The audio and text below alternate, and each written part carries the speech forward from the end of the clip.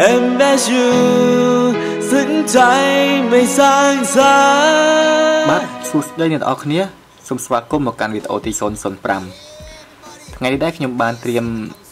biệtចំនួន 9 ដើម្បីលើកយកបុកបង្ហាញបន្តពីវីដេអូទី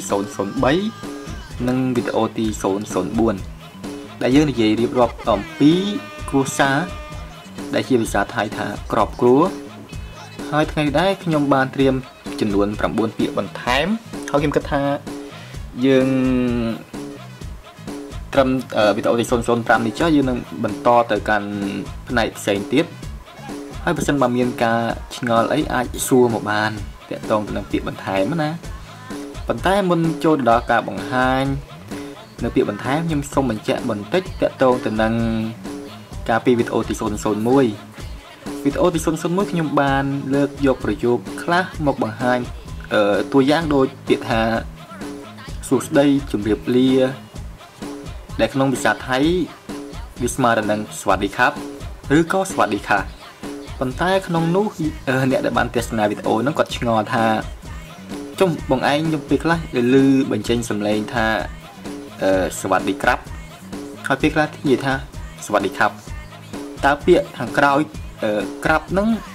ឬមួយក៏ខាប់បាទនិយាយទៅខ្ញុំសូមទោសដែរខ្ញុំភ្លេចបញ្ជាក់កន្លែងហ្នឹងពាក្យជាការនិយាយទូទៅរបស់ជនជាតិថៃវាស្តៀងនឹងជនជាតិខ្មែរយើងច្រើនដូចក្នុងភាសាខ្មែរយើងក៏មានដែរសួស្តីបាទ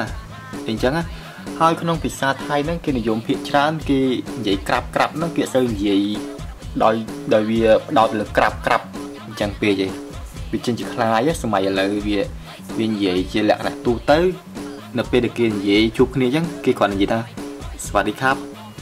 អញ្ចឹងណាយើងអាចនិយាយឲ្យចំគឺសวัสดีครับប៉ុន្តែក្នុងលក្ខណៈជាភាសានិយាយយើងគ្រាន់តែនិយាយសวัสดีครับអាហ្នឹងវាជាលក្ខណៈភាសានិយាយណាដូចយើងរងថ្ងៃបាទអីចឹងវាស្តៀងគ្នាហ្នឹងអូខេអញ្ចឹងខ្ញុំសូមបញ្ជាក់ប៉ុណ្ណឹងថាសวัสดีครับអាហ្នឹងជាភាសាផ្លូវការលក្ខណៈវា formal ខ្លាំងក្នុងការនិយាយហើយសวัสดีครับជាលក្ខណៈភាសាក្នុងការនិយាយលក្ខណៈទូទៅប្រចាំថ្ងៃអញ្ចឹងណាពេលខ្លះយើងមើលរឿងថៃយើងអាចក៏សង្កត់អាពាក្យខាងក្រាប់ឬក៏ខាប់នឹងបានដែរបាទអូខេអញ្ចឹងខ្ញុំសូមចូលមកកាន់ពាក្យបន្តទាំង9ដែលខ្ញុំបានរៀបចំមកហ្នឹងពាក្យទី1គឺពាក្យពូនៅក្នុងភាសាថៃគឺលុងពាក្យទី2មីងប៉ាពាក្យទី3ចៅឡាន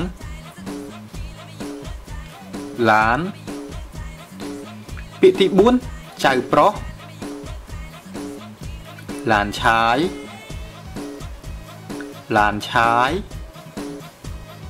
ពាក្យទី5ចៅស្រីឡានសោមុននឹងការបង្ហាញដល់ពាក្យទី6ខ្ញុំសូមបញ្ជាក់ក្នុងនឹងបន្តិចសូមបើកវងកញ្ចក់បន្តិចណាពាក្យនៅក្នុងភាសាថៃពាក្យថាតាហ្នឹងគេចែកជា2ទី1តារបស់ពុកយើងទី2ទៀតគឺតារបស់ម្ដាយយើងវាពាក្យផ្សេងគ្នាហើយក៏ដូចគ្នាដែរពាក្យថាយាយហ្នឹងនៅក្នុងពាក្យថាយាយរបស់ដែលជាម្ដាយរបស់ម៉ាក់យើងផ្សេងហើយយាយដែលជាម្ដាយរបស់ឪពុកយើងគេអានផ្សេងអញ្ចឹងខ្ញុំសូមបែងកន្លែងហ្នឹងចូលដល់ពាក្យទី6ដែលជា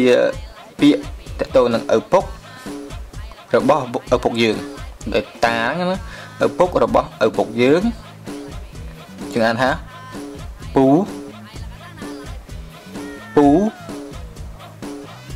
ពាក្យទី7គឺម្ដាយរបស់ឪពុកយើងយ៉ា